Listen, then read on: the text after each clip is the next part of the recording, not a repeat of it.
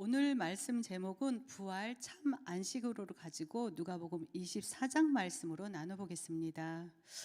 오늘 본문 누가복음 24장은 성경의 핵심인 부활과 안식을 다루고 있습니다.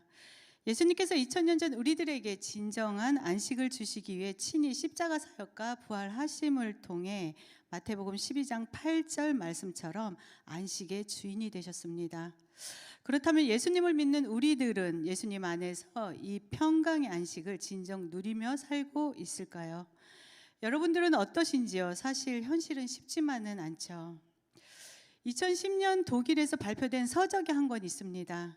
한병철 교수의 피로사회라는 철학서적인데 이 책은 얇은 페이지 수에도 불구하고 발표되자마자 독일의 지성인들 뿐만이 아니라 현대를 냉철하게 보고 있는 사람들에게 극찬을 받으며 단숨에 베스트셀러에 올랐던 책입니다. 피로사회는 현대인들을 성과 주체라고 정의했으며 성과 주체란 인간은 이제 서로 존중하고 사랑받는 존재가 아니라 숫자적 성과의 결과를 통해서만 자기 존재 가치를 증명해 내야 한다는 것입니다.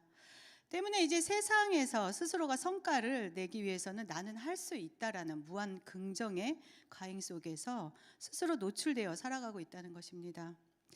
그래서 인간들은 이제 서로를 비교하며 스스로를 착취하고 고갈되어 쉽게 번아웃에 빠질 수 있다는 것이죠. 이로 인해 공황 장애와 우울증 등 현대인들의 정신 질환이 생길 수밖에 없는 상황을 한병철 교수는 우아한 글솜씨로 표현하며 설명하고 있습니다.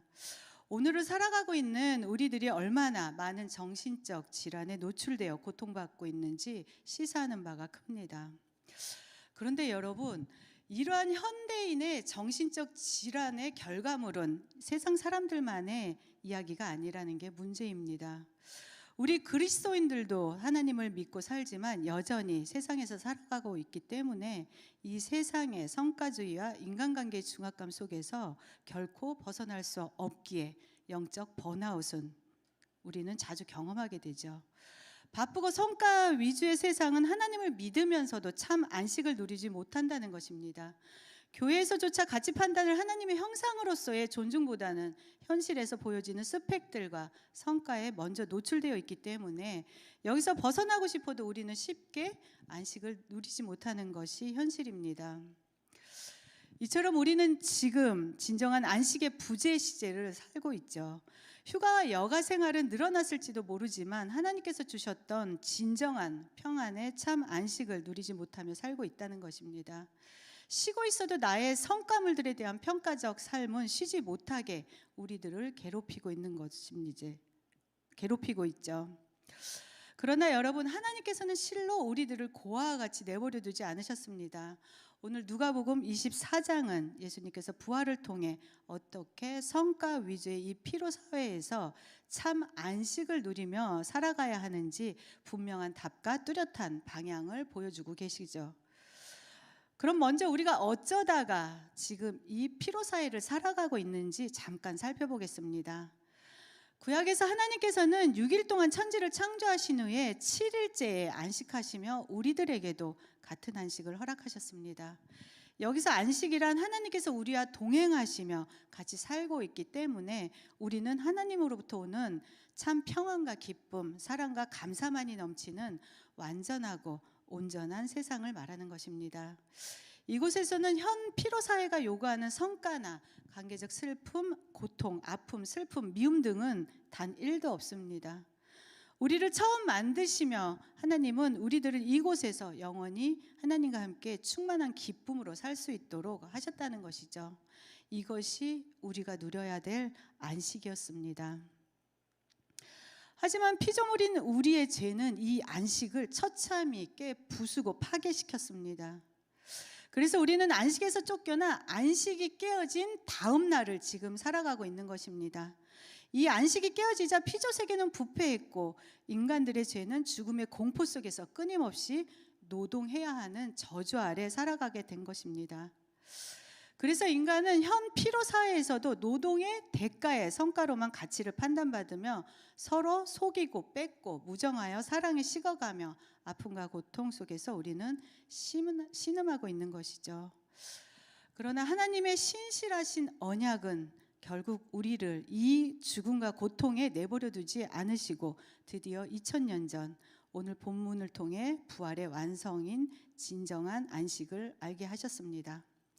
하지만 사실 부활이란 우리의 이성을 뛰어넘는 초자연적인 현상이죠. 여러분들은 부활을 역사적인 사실이라고 지금 현재 믿고 계신지요? 오늘 본문 저자 누가는 당시 최고의 지성인으로서 의사이자 역사학자였습니다. 그는 의사의 치밀함과 역사학자라는 현실주의적 논리를 이성으로 가지고 있었던 자였습니다. 그래서 누가는 죽음이라는 생물학적인 종교를 누구보다도 더 잘 알고 있었죠. 그럼에도 당대 가장 회의적이고 이성적일 수밖에 없는 의사의 눈에 비친 빈 무덤과 예수님께서 부활하시면 제자들과 함께 한 식사 등에서 그는 부활이 가공된 신화가 아니라 역사적이며 물리적 실제임을 변증하는 가장 강력한 논리가 되어 성경의 인간 저자가 되었습니다. 물론 이러기까지는 성령의 내적 조명이 분명히 강력히 누가에게 임했습니다. 그렇기 때문에 누가복음은 마태, 마가와 복음과 달리 역사성과 실체성을 강조하기 위해 매우 치밀한 구조로 써내려갔고 오늘 본문에서도 알 수 있듯 구약과 연결하여 성경적 논리를 통해 제자들이 깨우치는 과정도 상세히 묘사하고 있는 것입니다. 즉 오늘 본문에 예수님 부활을 두고 마태는 왕의 귀한 관점에서, 마가는 비밀스러운 신비를 보여주고 있다면 누가는 철저히 조사된 역사적 사실로서의 부활과 상징적 성경으로 부활과 성경적으로 해석된 논리적 부활을 우리들에게 전달하고 있다는 것입니다. 이런 사실적 배경을 염두에 두고 우리는 어떻게 부활을 믿을 수 있고 예수님 안에서 이 부활을 통한 참 안식을 누릴 수 있는지를 오늘 본문을 통해 해석하면서 알아가 보도록 하겠습니다. 1절의 시작을 누가는 안식 후 첫날 새벽에로 시작하고 있습니다. 이것은 단지 시간적으로만 나타내는 것이 아니라 많은 의미를 내포하고 있습니다. 특히 안식 후 첫날이란 말은 구약과 신약을 안식이라는 것으로 관통하여 연결하고 있습니다. 잠깐 앞에서도 설명했듯이 이 구약의 안식은 창조의 완성이자 하나님의 통치를 인정하는 멈춤이었습니다.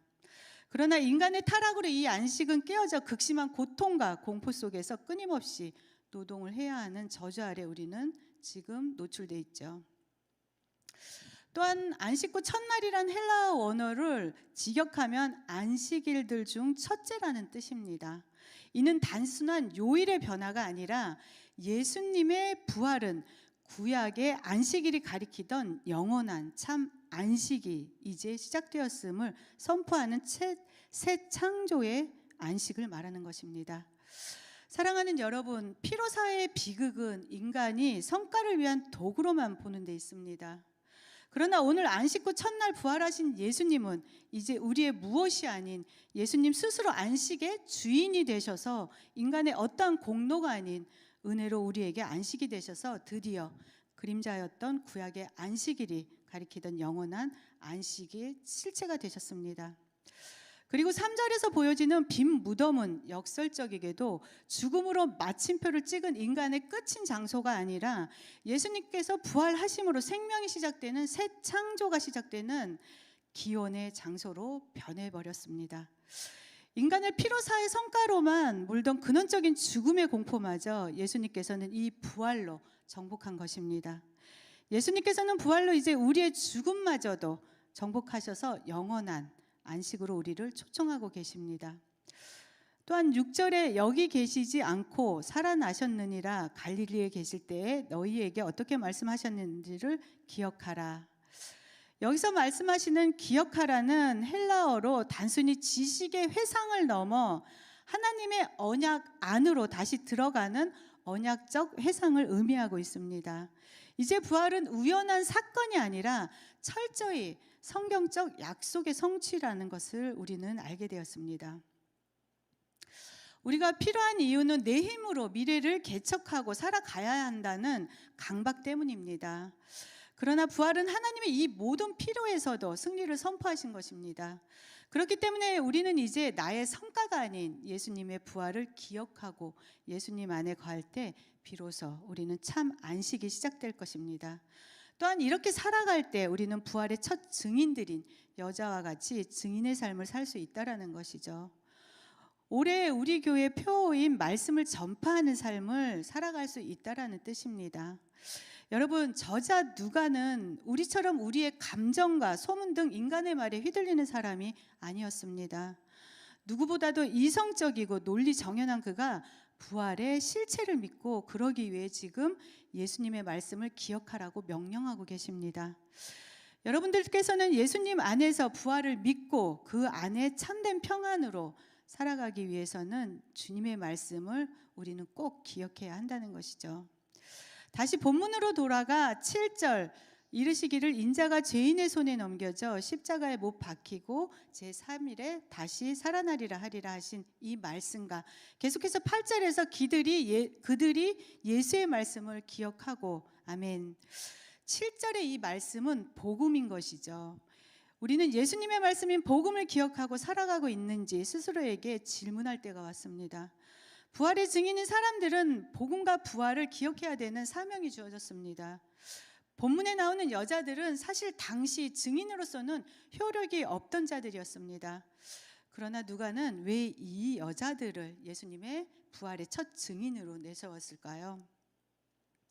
그것은 지금 나의 그 무엇과 효력도 자격이 안 되는 사람이라 하더라도 주님의 말씀을 기억하는 자들은 주님의 부활과 함께 참 안식을 누리며 증인으로서의 삶을 살아갈 수가 있다고 지금 누가는 보여주고 있는 것이죠. 이 여자들은 열한 사도와 다른 모든 이들에게 이 사실을 알리며 예수님 부활의 첫 증인들로 오늘 말씀에 등장하고 있습니다. 또한 13절 이후부터는 다른 복음서에는 없는 내용이 나옵니다. 예수님께서 십자가에서 죽으시자 실망하며 엠마오로 가는 두 제자에게 나타나셔서 25절 이르시되 미련하고 선지자들이 말한 모든 것을 마음에 더디 믿는 자들이여 라고 말씀하셨는데, 여기서 선지자들이란 구약을 가리키고 있는 것이고 주님께서 당신의 죽음과 부활을 많이 제자들에게 말씀하셨음에도 불구하고 지금 제자들은 주님의 부활을 믿지 못하고 예루살렘이 아닌 엠마오로 가고 있는 것을 꾸짖고 있는 말씀입니다. 그리고 이어 그리스도가 이런 고난을 받고 자기 영광에 들어가야 할 것이 아니냐 하신 것은 십자가 사역과 부활을 말씀하고 계신 것이죠. 그리고 이어지는 27절에 예수님께서는 모세와 모든 선지자의 글로 시작하여 모든 성경에 쓴 바 자기에 관한 것을 자세히 설명하셨다고 말씀하십니다.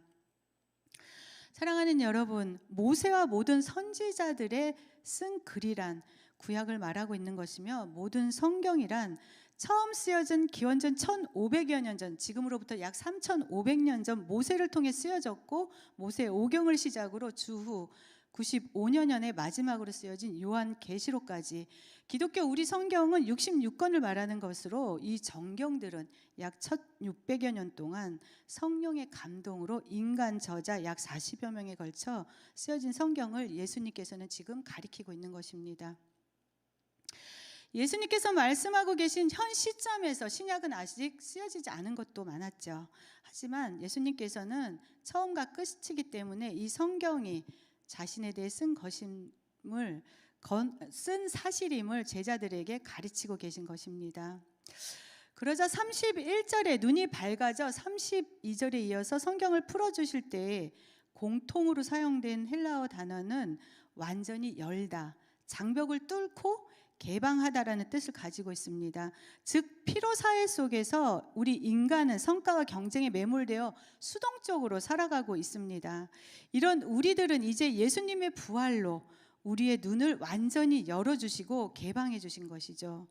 이것은 내가 어떠한 노력에 의해서가 아닙니다. 주님께서는 내 안에 뚫고 들어오시는 그 은혜를 사용하셔서 부활의 사건을 알고 가리키고 또 깨닫게 하시는 것입니다. 그러자 드디어 제자들이 예수님이심을 알게 되었고 이들의 마음이 뜨거워졌습니다. NIV의 개역개정에서는 이 뜨거워지다라는 표현을 불타지로 해석하고 있습니다. 사랑하는 여러분, 지금 예수님 말씀으로 부활로 마음이 뜨거워지고 불타고 계신지요? 말씀을 정리하겠습니다. 누가복음 24장의 부활은 내 힘으로 가치를 증명해야 하는 이 피로 사회의 자기 착취를 중단시키며 회개하게 하여 예수님께서 다 이루신 부활의 안식을 선포하고 있습니다. 저자 누가는 부활을 물리적 실제성과 역사적 사실성으로 확정지으며 치밀하게 기록하여 피로에 지친 우리의 이성이 예수님의 주권적 통치와 언약적 신실함의 은혜로 인도되어 참 안식을 누리며 부활의 증인의 삶을 살아가야 할 것을 보여주고 있습니다. 사랑하는 여러분, 내 삶의 진정한 안식의 주인이신 예수님께서 지금 내 안에 계신지요? 누구보다 예수님을 사랑하여 피곤함에도 이 새벽 예배에 참석하신 여러분 모두에게 예수님의 이 부활이 여러분의 부활 사건이 되어 스스로 인생의 문제를 해결하려는 필요한 시도를 멈추고 비로소 주님께서 여러분들의 인생을 뚫고 들어와 부활의 안식으로 인도되어져서 눈이 밝아져 예수님을 바로 알아볼 수 있고 주님이심을 고백하여 뜨거워지고 불타는 이 마음으로 오늘도 여러분들이 계신 모든 곳에서 이 복음의 부활을 전파하실 수 있기를 바라며 기도드리겠습니다. 사랑하는 하나님 아버지, 우리의 죽음에서 구원하시려 사망의 권세를 깨뜨리시고 안식구 첫날 새벽에 부활하신 예수님을 찬양합니다.